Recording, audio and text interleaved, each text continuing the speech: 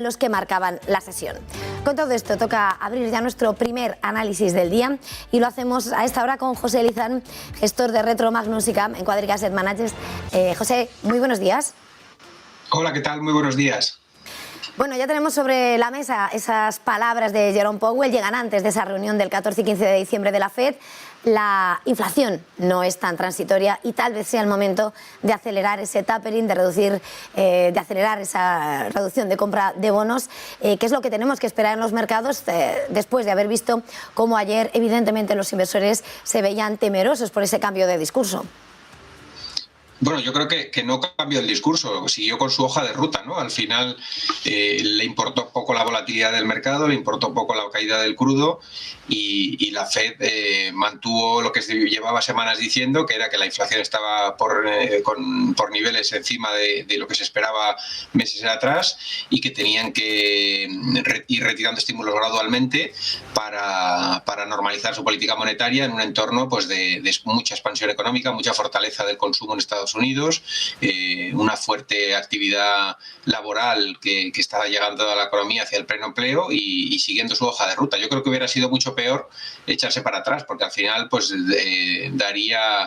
daría síntomas de debilidad desde mi punto de vista, ¿no? Yo creo que sigan adelante con esa aceleración del tapering, pues lo que muestra es que la economía está muy robusta y que independientemente de que durante una semana pues hayamos tenido una corrección de commodities, hayamos tenido una corrección de los mercados, ellos siguen adelante con su hoja de ruta y yo creo que eso ha transmitido un mensaje pues de continuidad. Además, estamos en un entorno en el que si de verdad pasa algo más adelante, ¿no? Si hay una recesión o hay un parón económico importante, si te pilla con los tipos en mínimos, si te pilla sin haber retirado estímulos, las armas monetarias por parte de los bancos centrales se verían muy mermadas y muy reducidas, ¿no? Yo creo que la Fed lo que quiere es normalizar algo su política monetaria por lo que pueda pasar más adelante, ¿no? Por tener cierto margen de maniobra si en el caso de que de verdad haya una ralentización económica severa en algún momento del tiempo por delante, ¿no? Pero bueno, yo creo que con los estímulos fiscales que hay y todavía el gran estímulo monetario que hay a nivel mundial, eso es difícil de ver, ¿no? Puede haber una ralentización, pero ver una gran recesión desde mi punto de vista sería complicado porque están entrando ahora todos esos planes de estímulo fiscal, ¿no? Entonces yo creo que la Fed sigue adelante y es algo que es lo que transmitió ayer y es positivo desde mi punto de vista porque al final lo que viene a ganar es capacidad de maniobra monetaria en el caso de ser necesario más adelante, ¿no? Yo creo que eso es un mensaje positivo. Estabas hablando de la hoja de ruta de la Reserva Federal. Falta por ver cuál sea la hoja de ruta que decida la OPEP, la OPEP Plus en ese encuentro de este miércoles y de este jueves en el que, bueno, hemos asistido tras ese llamamiento, ¿no?, a liberar reservas estratégicas al desplome de los precios, preocupaciones sobre cómo puede afectar la demanda esa variante Omicron y hoy vemos cómo tras ese pésimo mes de evolución para el crudo, hoy vuelven a recuperarse. El Brent está subiendo un 3%. ¿Qué podemos esperar en este caso para el oro negro? ¿Tendremos que esperar a esa decisión de la OPEP o cómo lo ves? Bueno, yo creo que al final el problema de oferta sigue ahí, ¿no? O sea, al final hay un shock de oferta que no es tanto por un problema de la OPEP, sino es por una falta de CAPEX por parte de las grandes petroleras. Si tú no has invertido durante los últimos años en todos los procesos de extracción y has abandonado pozos porque no eran rentables con un crudo bajo, pues ese déficit de inversión no se restaura en un mes o 2 meses, ¿no? Eso tardará mucho tiempo y necesita cantidades muy altas de inversión.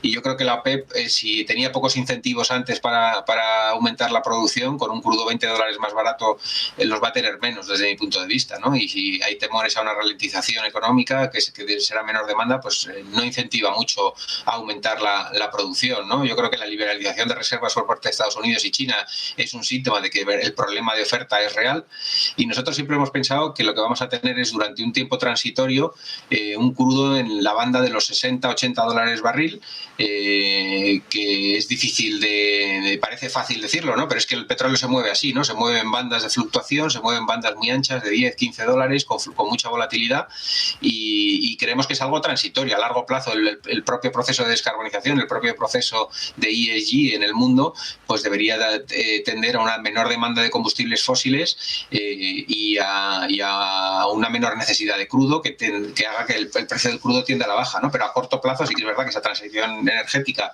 va a tardar, lo hemos comentado aquí, que va a tardar 1 o 2 décadas en producirse.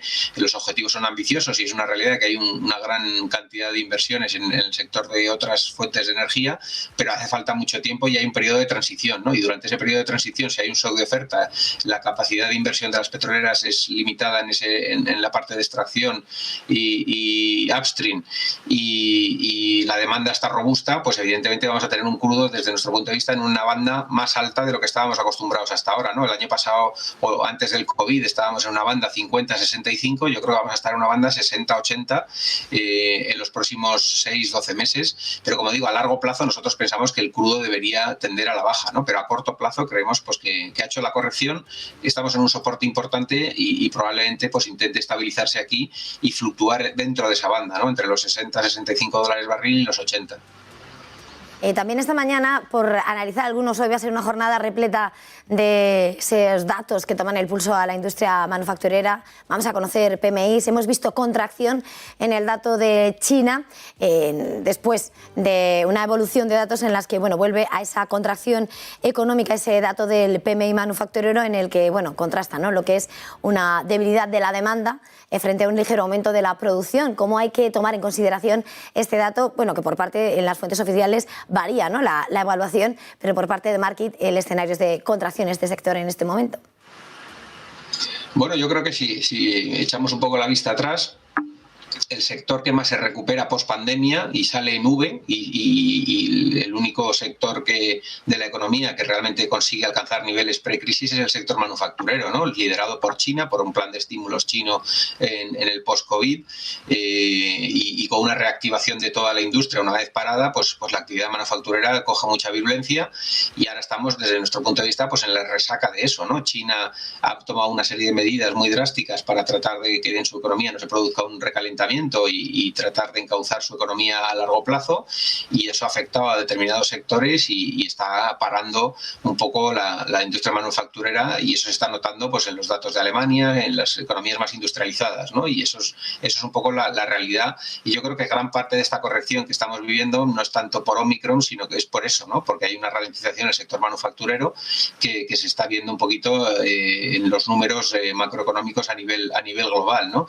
Y bueno, yo creo que hay que estar muy atentos a cuando Asia, China fundamentalmente, vuelva a hacer un impulso del crédito, ¿no? Ahora mismo está en una situación de ralentí, está en una situación de resolver problemas estructurales que tenía su economía, y en algún momento dado el gobierno chino acelerará otra vez para tratar de reacelerar su economía pues de cara al congreso del partido que tiene por delante, ¿no? Y yo creo que eso sucederá probablemente en los próximos 6 meses, y en ese momento pues se relanzará la parte manufacturera, ¿no? Pero a corto plazo pues es muy probable que sigamos viendo datos de debilidad en todo lo que es manufacturas. El problema está en que el soporte de esa debilidad de manufacturas se estaba viendo reflejado en un mejor comportamiento del sector servicios, y con todo el tema de las nuevas variantes y el tema de los nuevos confinamientos, sobre todo en Europa, pues se está poniendo un poco nervioso al mercado para saber si esto es algo temporal, si es algo para forzar la vacunación o es algo estructural, ¿no? Y ese rebote que estábamos viendo y esa compensación que estábamos viendo en el ISM de servicios, pues se puede ver algo truncada, ¿no?, con estos confinamientos, y yo creo que esas turbulencias que hay en el mercado se explican por esto, más que por el tema de si la variante de Sudáfrica es más letal o menos letal. Yo creo que va por ahí los tiros, ¿no? Estamos a 1 de diciembre, arranca el último mes del año, siempre es el momento de hablar de ese rally de Navidad que tenía o no que haber empezado y terminarse.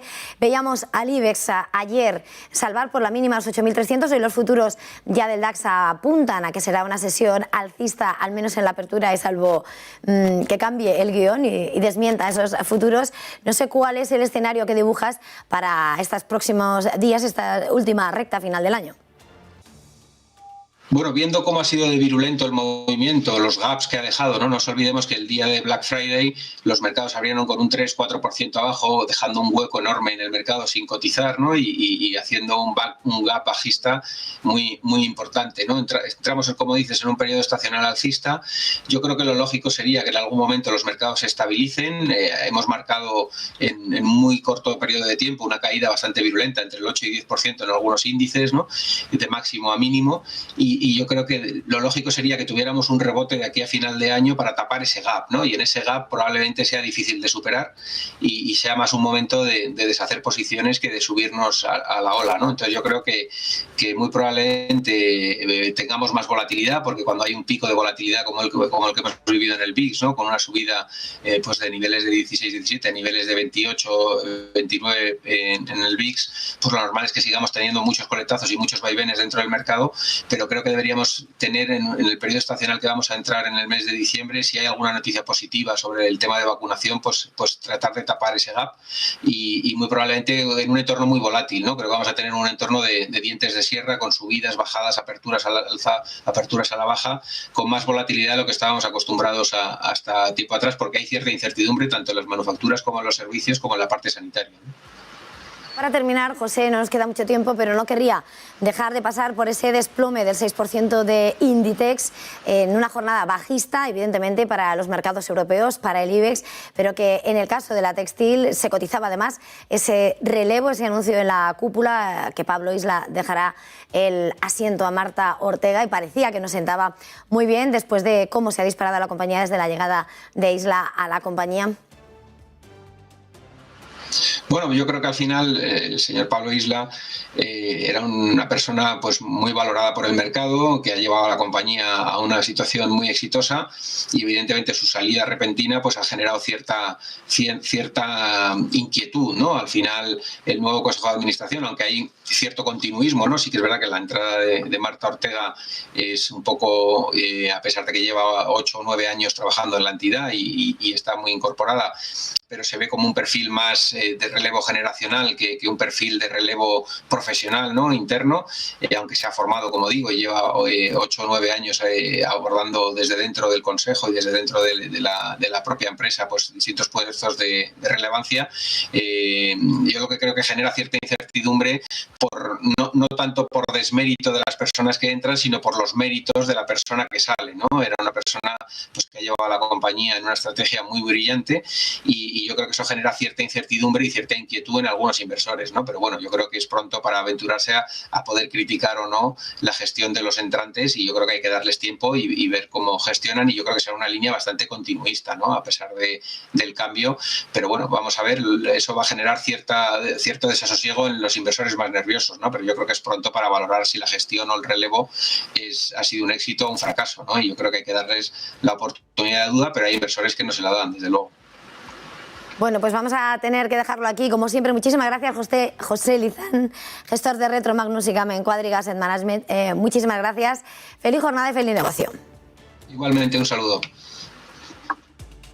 Y nosotros vamos a hacer una pequeña pausa.